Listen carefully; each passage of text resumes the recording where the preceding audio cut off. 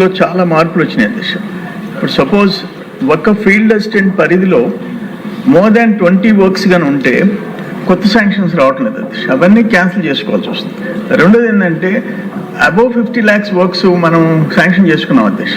వాటన్నిటిని below 50 lakhs చేయడం కోసం క్యాన్సిల్ చేసి మళ్ళీ ప్రొసీజర్ కొత్తగా స్టార్ట్ చేయాల్సిన పరిస్థితి వస్తుంది అధ్యక్ష. వీటన్నిటిని ఎట్లా స్ట్రీమ్ లైన్ చేయాలో మంత్రి గారు కూడా ఆలోచించాల్సిన అవసరం ఉందని మీ ద్వారా తెలియజేస్తున్నాను.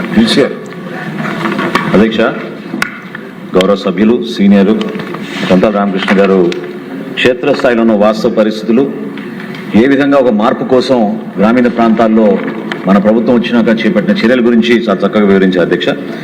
అధ్యక్ష, చాలా గర్వంగా నేను చెప్పగలుగుతున్నాను, ఈ పల్లె పండుగ ఒకటి కింద అంటే మన ప్రభుత్వం వచ్చిన తర్వాత 4000 కిలోమీటర్లు సీసీ రోడ్లు, బీటీ రోడ్లు మనం వేయగలిగాం అధ్యక్ష. ఈరోజు రాష్ట్రంలో మొదటి సంవత్సరంలో, రెండో సంవత్సరంలో ప్రస్తుతం జరుగుతున్న కార్యక్రమంలో ఇప్పటి వరకు దాదాపు 1594 కిలోమీటర్లు సీసీ రోడ్లు కానివ్వండి, బీటీ రోడ్లు కానీ మనం ఈరోజు రాష్ట్ర వ్యాప్తంగా వేసుకోగలిగాం అధ్యక్ష.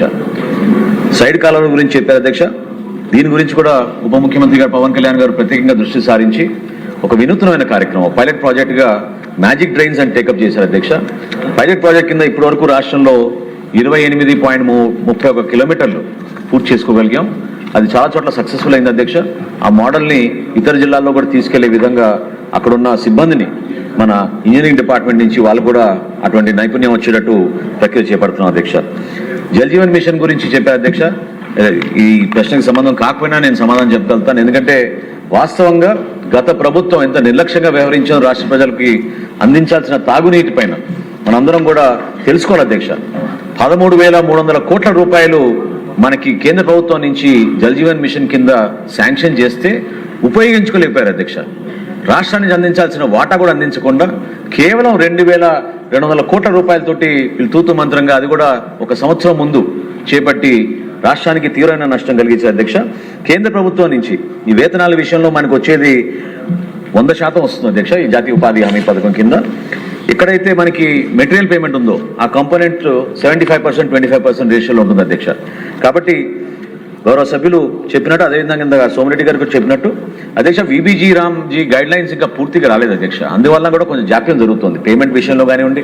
గౌరవ సభ్యులు చెప్పినట్టు ఒక గ్రామంలో, ఒక పంచాయతీలో 20 కన్నా ఎక్కువ వర్కులు టేకప్ చేయకూడదు అనేది ఒక కొత్త నిబంధన అధ్యక్ష.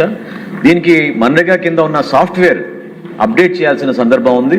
రాష్ట్ర ప్రభుత్వం మన పంచాయతీరాజ్ విభాగం కూడా కొత్తగా సాఫ్ట్వేర్ ఒకటి తయారు చేసి ఎక్కడైతే వర్క్స్ జరుగుతున్నాయో రియల్ టైం మానిటరింగ్ జరిగేటట్టు మనం ఈ రోజున ప్రతి ఒక్కరికి అందుబాటులో ఉండేటట్టు ఈ సమాచారం పెట్టాం అధ్యక్ష.